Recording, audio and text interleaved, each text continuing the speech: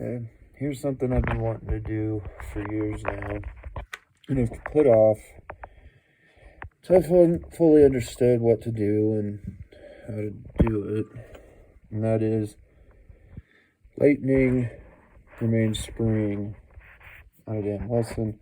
It's just very simple. You just cut off some coils, but understood that eventually that would lead to like primer strikes. Here's the one that was a light strike.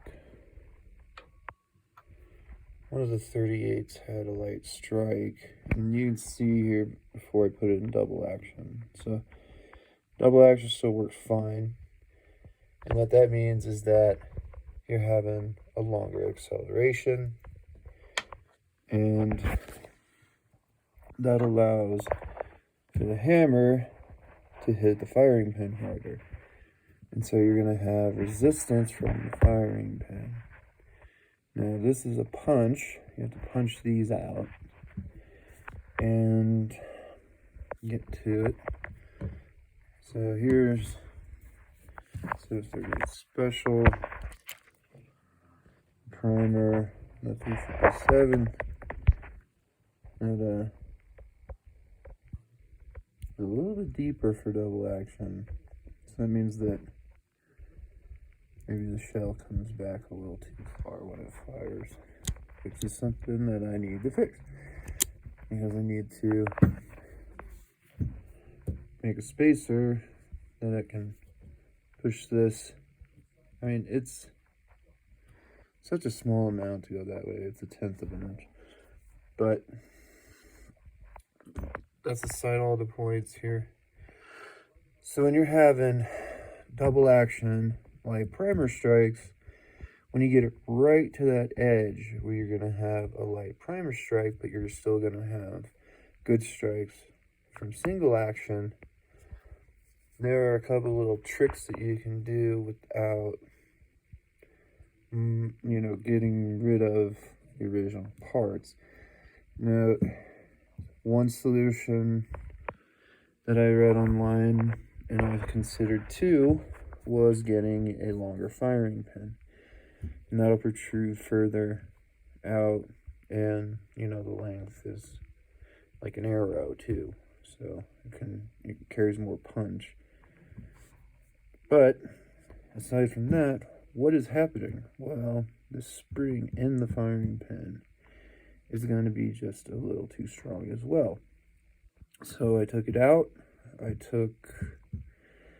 think about a coil and a half, or a quarter actually. It was like a coil and a quarter, and then you extend it a little bit, and I diamond filed it so that it's smoother, and when it touches firing pin, the primer too, it's just the little extra bit that there's less friction involved, just all around.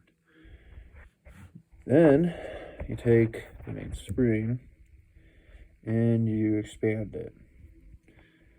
And I did the center because the outsides are going to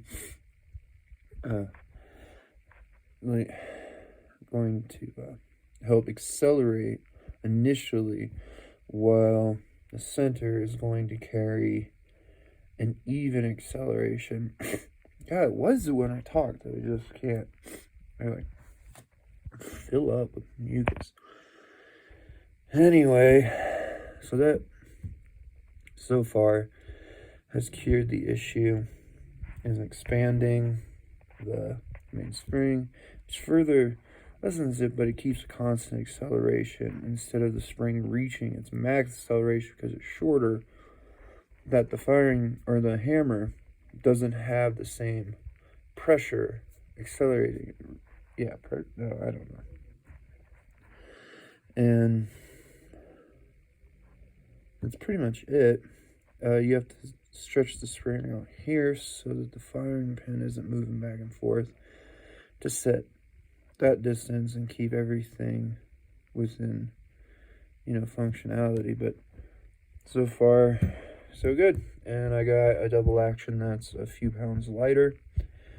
That's much smoother and more comfortable than it was. The stacking is less noticeable, which is something I've always wanted to weed out, but I found to appreciate in certain circumstances where you could preload the trigger. And there's other ways to get rid of that too, by altering the curvature of your hammer. And but aside from and that too, you can do sort of like a sequential spring where you have tighter coils and bigger coils, and that's pretty much the same thing here now, is that these are tighter on both ends. This is expanded out, and so under compression you're going to get that great acceleration, like I said. It'll keep carrying it through to have enough force on the firing pin, which has now been lightened as well.